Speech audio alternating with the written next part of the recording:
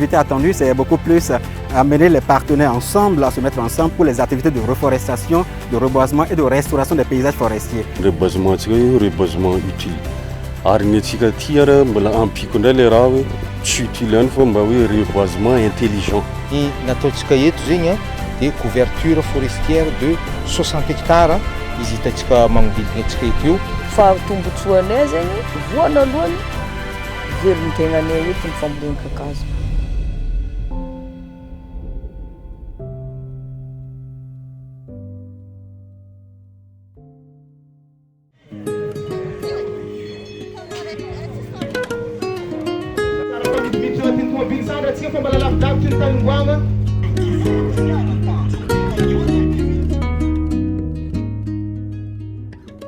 Ici, c'est le point de rencontre de tous les participants à cette campagne de reboisement. C'est-à-dire qu'on a pris en charge beaucoup de bus, vous voyez, pour transporter les gens, avec plusieurs catégories d'acteurs qui sont allés sur le terrain. Il y a les étudiants, les élèves, les forces de maintien de l'ordre, il y a les confessions religieuses, il y a la société civile, il y a tout le monde, le secteur privé, tout le monde est parti. Et tout en maintenant quand même les mesures anti-Covid, c'est-à-dire le port de masques systématique, les gels de désinfection des mains et puis la distanciation sociale dans les bus et puis aussi au niveau des personnes ici. Donc quand les bus seront pleins, les bus vont se mettre en chemin pour aller à Sadiovat, le site de reboisement. C'est environ à 1h30, 2h de voiture d'ici.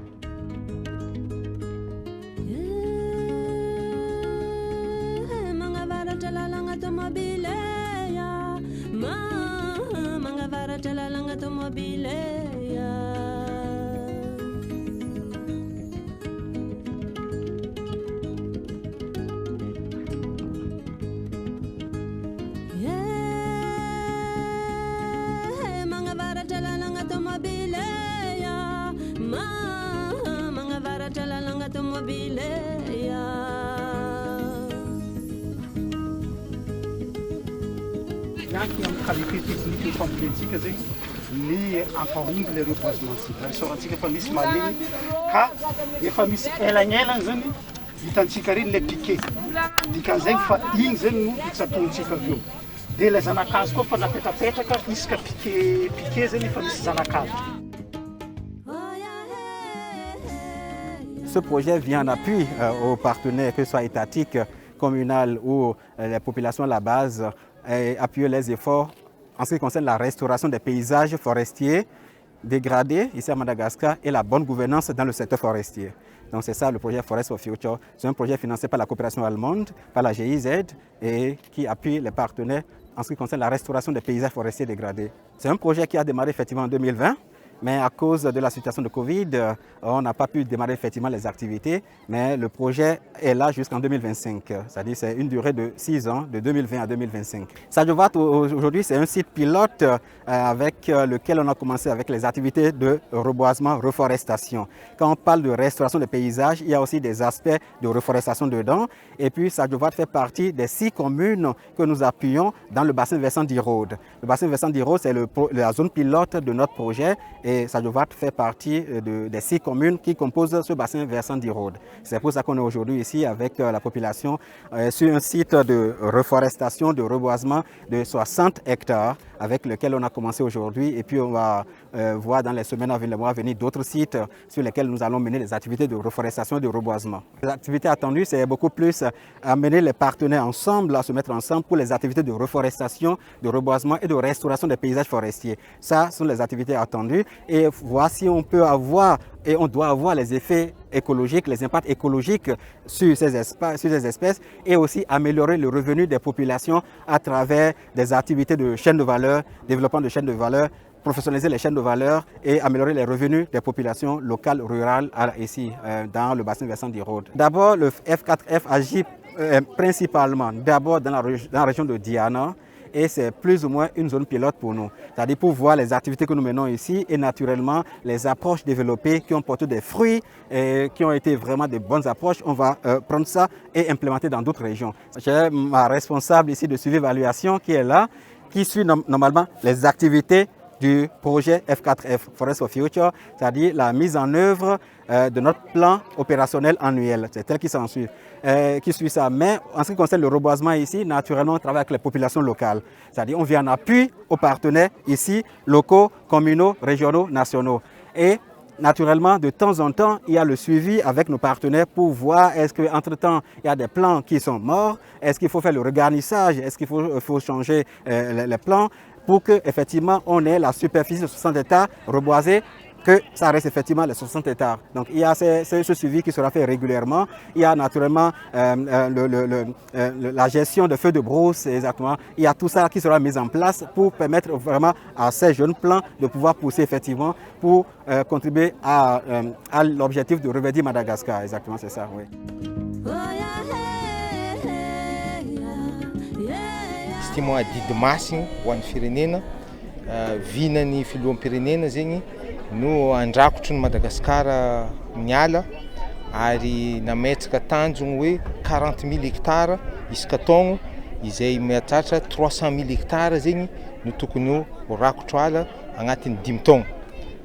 Ka atsika moa zegny eto zao ty mandray anjara amin'ny fagnatanterahagna zay vina zay ka ny nataontsika eto zegny de couverture forestière de 60 hectares izy hitantsika magnodidina antsika eto io ka velombolo zegny ny mpitondra fanjakana fa nagnatanteraka ny didy masigny sady nagnatanteraka ny velirano ny filoham-pirenena.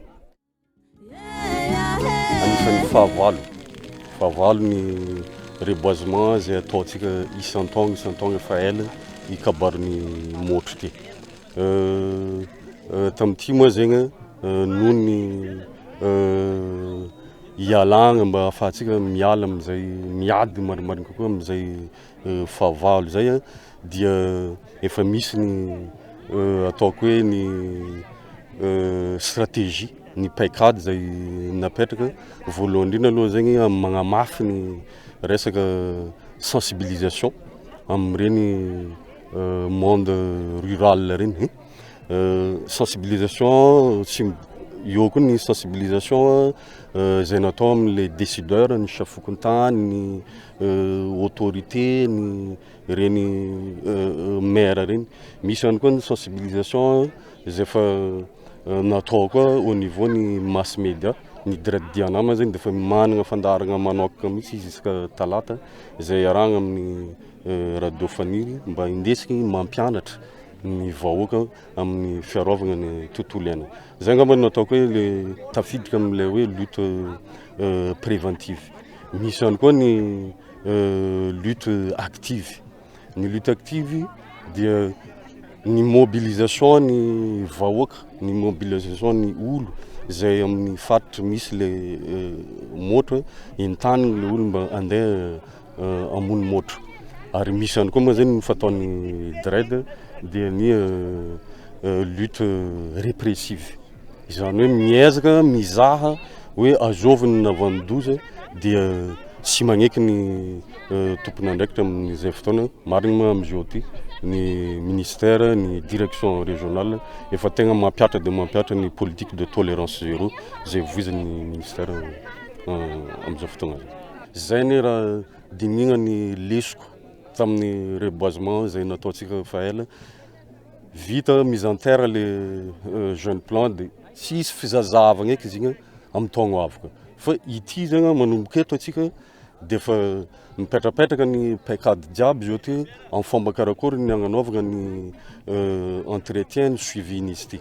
Ty moa zany marimarina koa dia ankinina bebe kokoa amin'ny commune no hitantagna izy ary mba ahafahagna hoe magnamafy le resaka suivi sy entretien zay. Zay ihany koa ny antom-pisian'ny projet 4F efa misy ny hoentomanana mikasika an'izay suivi sy entretien ty mba ho reboisement hoe mahomby no ataontsika fa tsy reboisement pique-nique. Ny tombotsoan'ny commune amin'ny fambolena kakazo raha tantara vitsivitsy ny aminay eto ny voly kakazo fa ela be ny nagnambolenay kakazo niaraka tamin'ny projet allemand green mady isa am'izay fotoana. Fa velon-tegnanay eto ny fambolena kakazo. Ary manana individuel zay ambongy izy ry antignana ry.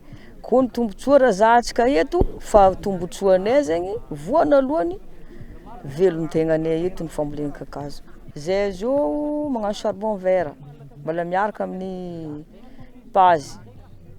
Fa voly kakazo ataontsika raiky ty zegny ny commune izy ty nin'olo maro baka ny commune. Ary izy ty ato hoe maro karazagna zegny le kakazo ty ato. Misy kakazo eucalyptus, misy acacia zay mba agnamboaragna l'école, agnamboaragna l'hôpitaly. Avy izy misy kakazo finombo za hoanigny, finesy, ery manga agnaty aby ato. Fa nahita vokany fa tsy magnontany eky zay fa tegna misy vokany aminay izy ty. Atiala réserve ny Agnalalava, ny hegny fanapahan'olo izy fotony fa maro zegny managna. Ny hegny zegny le fanapahan'olo izy le atiala réserve ny Agnalalava. Faroeny fidiram-bola ny vahoaka aminay eto le tsisy atiala midriky miasa magnano charbon. Zay zio koa tsy voly kakazo zay teto fa tsy erana no problème aminay eto tsisy atadavagna vola aminay eto tsisy safira. Koa misy ajova tsisy volamena de fa safiranay charbon.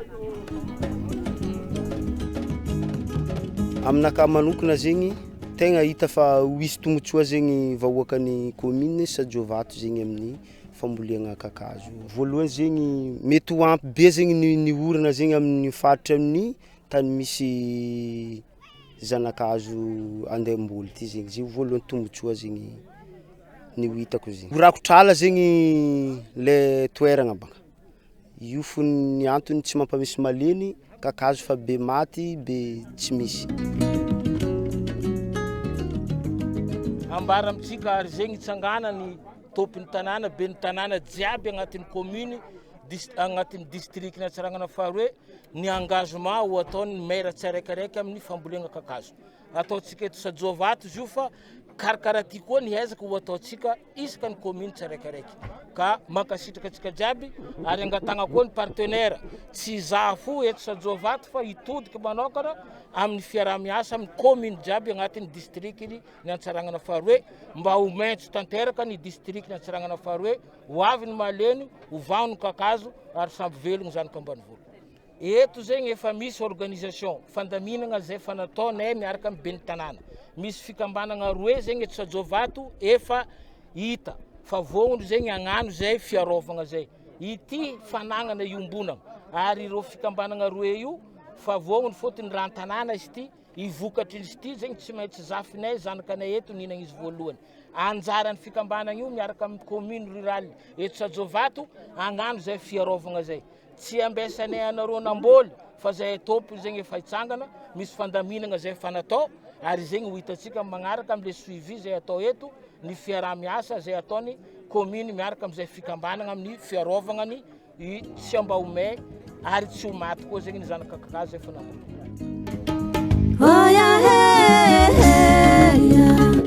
Vu l'engagement aujourd'hui, vu la participation, vu la motivation, le dynamisme, la dynamique avec laquelle tout le monde a travaillé toute la semaine. Il y a beaucoup qui étaient là depuis le début de cette activité, qui sont aussi là aujourd'hui. Tout le monde a mis vraiment les efforts ensemble. C'est la synergie que nous voulons, mais les efforts ensemble pour pouvoir effectivement reverdir Madagascar. C'est un devoir d'un citoyen et atsika jiaby tsy ankagnavaka tsy adigna ny mankasitraka atsika tamin'ny andaniana. Hitondra ny teny fisôrana ho an'ny olo jiaby tia fambolena kakazo, tia i Madagasikara mahitso, nandany lera, nandany tava, nandany ariana, nagnatanteraka ny biby masina ho an'ny feo. Mankasitraka tompoko lasy tompoko vavy!